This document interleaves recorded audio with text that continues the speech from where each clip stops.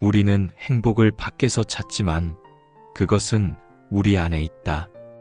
행복의 원천은 내면의 평온이다. 그러나 대부분의 사람들은 이 원천을 파는 법을 모른다. 그들은 외부에서 물을 길어오려 애쓴다. 그러나 외부의 물은 곧 마른다. 자기 안에 샘물을 파는 자만이 영원한 갈증에서 벗어난다. 철학은 이 샘물을 파는 기술이다. 고통은 우리에게 한계를 가르쳐 준다. 자신의 한계를 아는 것이 겸손의 시작이다. 오만은 자신의 한계를 모르는 어리석음이다. 오만한 자는 결국 파멸한다. 역사는 오만한 자들의 무덤이다.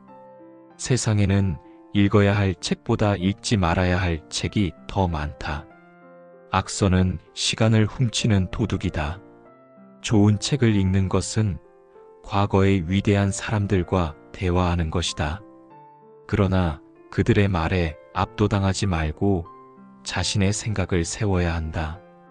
여행은 편견을 깨는 좋은 방법이다. 그러나 내면의 편견을 버리지 않으면 어디를 가도 똑같은 세상만 볼 뿐이다. 우리는 세상을 있는 그대로 보는 것이 아니라 우리가 보고 싶은 대로 본다. 우리의 신념이 현실을 창조한다. 그러나 그 현실은 종종 환상이다. 환상 속에서 사는 것은 편안하지만 진실에서 멀어진다. 진실은 고통스럽지만 우리를 자유롭게 한다. 거짓된 위안보다 고통스러운 진실이 낫다. 인간은 논리적인 동물이 아니라 합리화하는 동물이다. 우리는 먼저 결론을 내리고 그 다음에 이유를 찾는다.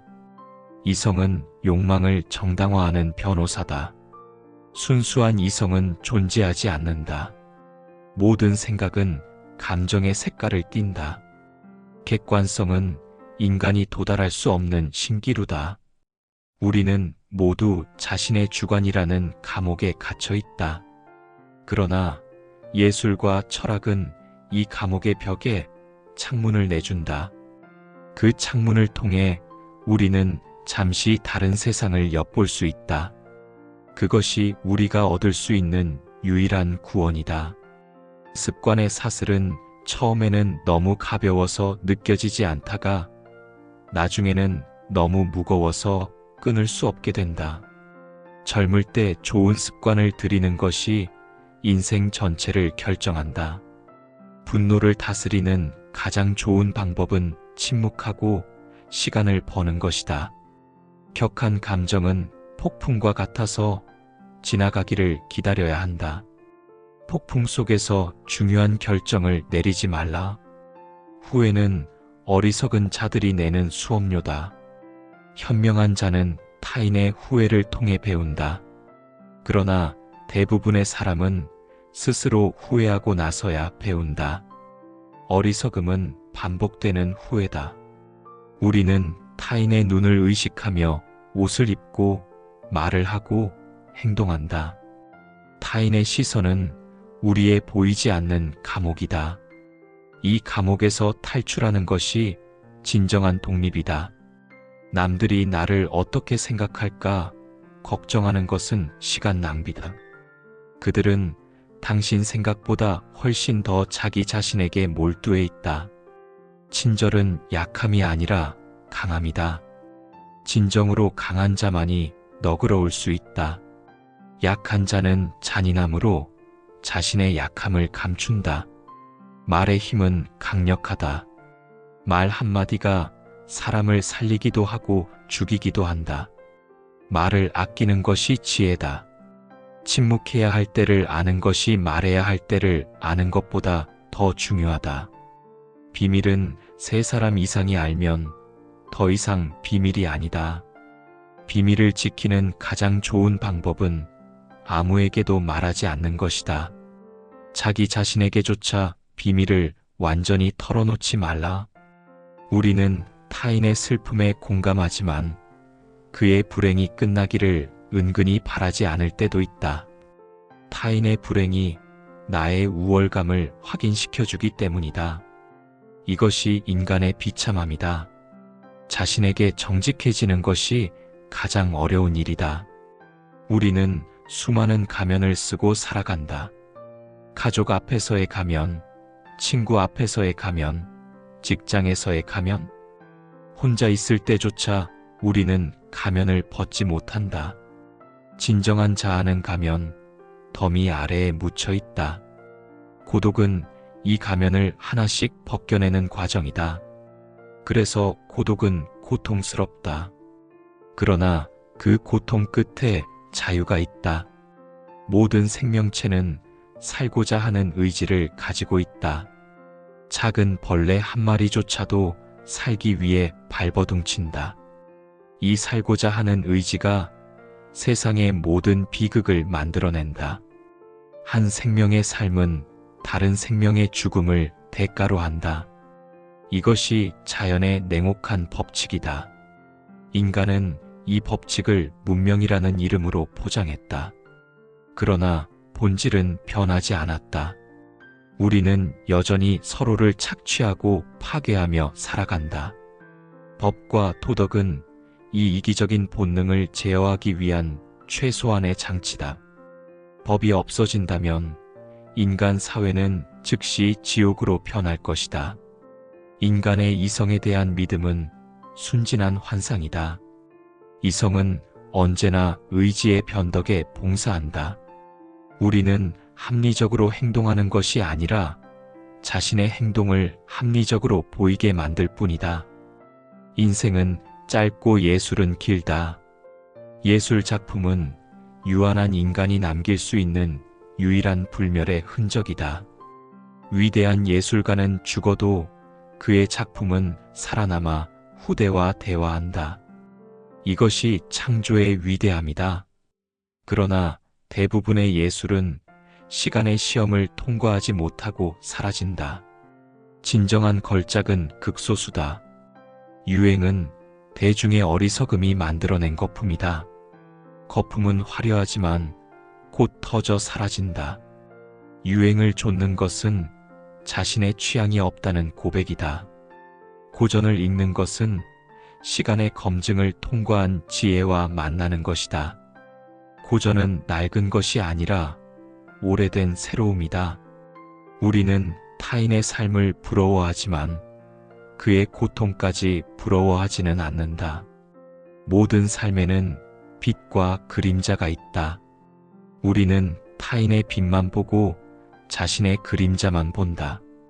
그래서 우리는 항상 불행하다고 느낀다. 타인의 삶을 있는 그대로 볼 수 있다면 누구와도 삶을 바꾸고 싶지 않을 것이다. 각자에게는 각자가 감당해야 할 몫의 고통이 있다. 인생은 항해와 같다. 우리는 바람의 방향을 바꿀 수는 없지만 돛을 조정할 수는 있다. 지혜는 이 돛을 조정하는 기술이다. 소음은 모든 종류의 진지한 사유를 방해한다. 독창적인 생각을 하는 사람은 소음을 피한다. 위대한 정신은 고요함 속에서 태어난다. 보편적인 것은 개별적인 것 안에 깃들어 있다. 한 사람의 삶을 깊이 들여다보면 인류 전체의 모습을 볼 수 있다. 이것이 문학의 힘이다. 동물에게 잔인한 사람은 결코 선한 사람이 될 수 없다. 동물에 대한 태도는 그 사회의 도덕적 수준을 보여준다. 국민성은 존재하지 않는다. 그것은 개인의 특성을 민족 전체로 확대한 오류다. 모든 개인은 그 자체로 독특한 우주다. 정의는 강자의 이익이다. 법은 권력자들이 자신의 이익을 지키기 위해 만든 도구다. 가난한 자에게 법은 거미줄과 같다. 약한 자는 걸려들고 강한 자는 찢고 나간다. 인간은 과거에서 배우지 못한다. 역사가 주는 유일한 교훈은 인간이 역사에서 아무것도 배우지 못한다는 것이다. 그래서 비극은 반복된다. 행복은 나비와 같다. 잡으려 하면 날아가 버리지만 가만히 있으면 어깨에 와서 앉는다. 행복을 좇지 않을 때 행복이 찾아온다. 진정한 힘은 물리적인 힘이 아니라 내면의 힘이다. 마음을 다스리는 자가 세상을 다스리는 자보다 강하다. 가장 큰 승리는 자기 자신을 이기는 것이다. 자기 욕망의 노예가 되는 것이 가장 큰 패배다. 운명에 순응하는 법을 배우라. 바꿀 수 없는 것을 받아들이는 것이 평온의 길이다. 이것이 고대 철학의 핵심이다. 세상은 고통의 바다다. 우리는 그 바다를 헤엄쳐 건너야 한다. 철학은 이 항해를 돕는 나침반이다. 진정한 교육은 지식을 주입하는 것이 아니라 생각하는 법을 가르치는 것이다. 스스로 생각하는 힘을 기르는 것이 교육의 목표다. 그러나 대부분의 교육은 암기를 강요할 뿐이다. 그것은 지성의 사례다. 아름다움을 관조하는 순간 우리는 의지의 속박에서 벗어난다. 아름다움 앞에서는 욕망이 멈춘다. 이것이 예술이 주는 위안이다. 그러나 그 위안은 잠시뿐이다. 관조가 끝나면 우리는 다시 고통의 세계로 돌아온다. 모든 생명은 고통받는다. 이 사실을 깊이 깨달을 때 우리는 모든 존재에 대한 연민을 느끼게 된다. 연민은 차별이 없다. 왕의 고통과 거지의 고통, 인간의 고통과 동물의 고통은 본질적으로 같다. 이 보편적 연민이 도덕의 최고 경지다. 우리는 매 순간 선택의 기로에 놓여 있다. 그러나 우리의 선택은 이미 정해져 있다. 성격이라는 보이지 않는 힘이 우리의 선택을 조종한다. 자유의지는 환상이다. 우리는 자유롭다고 느끼지만 사실은 성격의 꼭두각시다. 자신이 누구인지 아는 사람은 타인의 평가에 흔들리지 않는다. 그는 자신의 가치를 스스로 결정한다. 이것이 진정한 자존감이다. 타인의 칭찬에 의존하는 자존감은 쉽게 무너진다. 우리는 고통을 통해 배운다. 평온한 삶은 우리에게 아무것도 가르쳐주지 않는다. 시련과 역경이 우리를 단련시키고 성숙하게 만든다. 상처 입은 조개만이 진주를 품는다. 고통은 진주를 만드는 아픔이다. 시간은 모든 상처를 치유한다고 하지만 흉터는 남는다. 과거의 상처는 우리 존재의 일부가 된다. 그 흉터를 어떻게 받아들이느냐가 중요하다. 흉터를 부끄러워하지 말고 지혜의 훈장으로 여기라. 가장 견디기 힘든 것은 육체의 고통이 아니라 모욕감이다. 모욕은 인간의 존엄성을 훼손한다. 그러나 타인의 모욕이 나의 가치를 결정하지는 않는다. 오직 나만이 나의 존엄성을 지킬 수 있다. 남이 나를 경멸하더라도 내가 나를 존중한다면 나는 무너지지 않는다. 인생에서 가장 중요한 질문은 무엇을 할 것인가가 아니라 어떤 존재가 될 것인가이다. 행위는 사라지지만 존재는 남는다. 선한 행위보다 선한 존재가 되는 것이 더 중요하다. 선한 존재는 자연스럽게 선한 행위를 낳는다. 음악은 언어를 초월한 보편적인 언어다. 음악은 슬픔을 직접적으로 표현하고 위로한다. 그래서 슬플 때 우리는 음악을 듣는다. 음악은 영혼의 언어다. 모든 사람은 고독이라는 자신만의 사막을 가지고 있다. 그 사막을 건너야만 오아시스를 만날 수 있다. 그 오아시스는 내면의 평온이다. 대부분의 사람들은 사막을 건너기를 두려워한다. 그들은 신기루를 좇다가 길을 잃는다. 신념은 산을 움직일 수 있다고 하지만 대부분의 신념은 우리를 잘못된 산으로 이끈다. 의심 없는 신념은 위험하다. 이성으로 검증되지 않은 신념은 맹신이다. 맹신은 모든 광기의 어머니다. 진정한 사랑은 소유하려 하지 않는다. 오히려 상대를 자유롭게 놓아준다. 소유욕은 사랑이 아니라 이기심의 다른 이름이다. 사랑은 주는 것이지 받는 것이 아니다. 그러나 대부분의 사랑은 거래다. 나는 너에게 이것을 주니 너는 나에게 저것을 달라. 이런 거래는 결국 실망으로 끝난다. 세상의 모든 것은 변한다. 변하지 않는 것은 아무것도 없다는 진리뿐이다. 이 무상함을 깨달을 때 우리는 집착에서 벗어날 수 있다. 집착은 고통의 뿌리다. 무상함을 받아들이는 것이 해탈의 시작이다. 지혜로운 사람은 말이 적다. 그는 말하는 것보다 듣는 것을 더 중요하게 생각한다. 어리석은 자는 자신의 지식을 과시하기 위해 끊임없이 말한다. 그러나 그의 말은 공허한 메아리일 뿐이다. 진정한 지식은 침묵 속에서 깊어진다.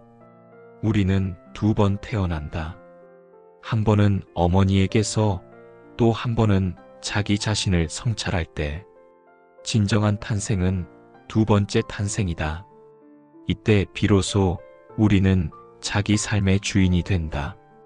대부분의 사람들은 첫 번째 탄생에만 머물다 죽는다. 그들은 자신의 삶을 살지 못하고 타인의 삶을 흉내낼 뿐이다. 가장 큰 용서는 자기 자신을 용서하는 것이다. 우리는 타인의 실수는 쉽게 용서하지만 자신의 실수는 평생 짊어지고 간다. 과거의 실수에 묶여 현재를 살아가지 못한다. 자신을 용서할 때 비로소 우리는 과거로부터 자유로워진다. 이것이 진정한 자기 사랑의 시작이다. 인생의 목적은 행복이 아니라 경험이다. 고통과 기쁨, 성공과 실패, 만남과 이별, 이 모든 경험이 삶을 풍요롭게 한다. 행복만을 좇는 삶은 단조롭고 얕다. 삶의 모든 경험을 껴안을 때 인생은 깊어진다. 고통스러운 경험조차도 우리를 성장시키는 자양분이다. 인간은 죽음 앞에서만 진실해진다. 죽음을 앞두고서야 우리는 무엇이 정말 중요했는지를 깨닫는다. 돈, 명예, 권력은 모두 허망한 것이었음을, 사랑과 관계, 내면의 평온만이 진정한 가치였음을. 그러나 그때는 이미 늦었다. 지혜로운 자는 매일 죽음을 생각하며 산다. 그래서 그는 매 순간을 소중히 여긴다. 죽음은 삶의 끝이 아니라 삶을 완성시키는 마침표다. 마침표가 있기에 문장이 의미를 갖듯 죽음이 있기에 삶이 의미를 갖는다. 영원히 산다면 삶은 무의미한 반복일 뿐이다. 죽음의 유한성이 삶의 가치를 부여한다. 세상은 거대한 도서관과 같다. 여행하지 않는 사람은 그 도서관의 한 페이지만 읽는 것과 같다. 그러나 책만 읽고 사색하지 않는 사람은 도서관의 관리인일 뿐이다. 중요한 것은 얼마나 많이 아느냐가 아니라 어떻게 생각하느냐이다. 생각하는 힘이 지성의 본질이다. 자연은 최고의 예술가이자 철학자다. 자연의 위대함 앞에서 인간의 오만은 사라진다. 자연은 우리에게 겸손을 가르친다. 산의 침묵, 바다의 깊이, 별의 영혼에서 우리는 삶의 본질을 배운다. 자연과 교감하는 시간을 가지라. 그것이 영혼을 치유하는 길이다. 우리는 너무 많이 생각하고 너무 적게 느낀다. 이성 과잉의 시대에 우리는 감정을 잃어버렸다. 그러나 삶의 진정한 의미는 이성이 아니라 감정 속에 있다. 사랑, 연민, 아름다움에 대한 감동이 우리를 인간답게 만든다. 머리가 아니라 가슴으로 사는 법을 배워야 한다. 가장 어두운 밤이 지나야 새벽이 온다. 절망의 끝에서 희망이 싹튼다. 인생의 겨울을 견뎌낸 자만이 봄의 따사로움을 느낄 수 있다. 고통은 인내를 가르치고 인내는 희망을 낳는다. 그러나 희망에 너무 매달리지 말라. 희망은 또 다른 실망을 낳을 수 있다. 희망하되 집착하지 않는 것이 지혜다. 결과가 아니라 과정에 집중하라. 인생의 행복은 목적지에 있는 것이 아니라 여정에 있다. 매 순간의 발걸음을 즐기는 자가 진정한 승리자다. 목표 달성은 잠시의 기쁨을 주지만 그 과정에서 얻은 경험은 평생 남는다. 인간의 역사는 진보하는가? 기술은 진보했지만 인간의 도덕성은 퇴보했다. 우리는 더 강력한 무기를 가졌지만 더 현명해지지는 않았다. 오히려 우리의 힘이 우리 자신을 파괴할 위험에 처해 있다. 진정한 진보는 내면의 성숙에 있다. 물질적 진보는 환상일 수 있다. 우리는 타인을 속이는 것보다 자기 자신을 속이는데 더 능숙하다. 우리는 보고 싶은 것만 보고 믿고 싶은 것만 믿는다. 이 자기기만의 메커니즘을 깨닫는 것이 철학의 시작이다. 자신을 객관적으로 바라보는 것이 가장 어렵다. 가장 큰 적은 외부에 있는 것이 아니라 내 안에 있다. 나의 욕망, 나의 편견, 나의 무지가 바로 나의 적이다. 이 내면의 적과 싸워 이기는 것이 진정한 영웅이다. 그러나 이 싸움은 평생 계속된다. 완전한 승리는 없다. 매일 조금씩 나아지는 것, 그것이 우리가 할 수 있는 전부다. 인생은 수수께끼다. 그 답은 죽을 때까지 알 수 없다. 어쩌면 답이 없는지도 모른다. 중요한 것은 답을 찾는 것이 아니라 질문하며 살아가는 것이다. 질문하는 삶이 정체되지 않은 삶이다. 철학은 답을 주는 것이 아니라 좋은 질문을 던지는 것이다. 가장 좋은 질문은 왜라는 질문이다. 세상은 불공평하다. 어떤 사람은 금수저를 물고 태어나고 어떤 사람은 흙수저를 물고 태어난다. 이 불공평을 원망해봐야 소용없다. 세상은 원래 그런 것이다. 중요한 것은 주어진 조건 속에서 최선을 다하는 것이다.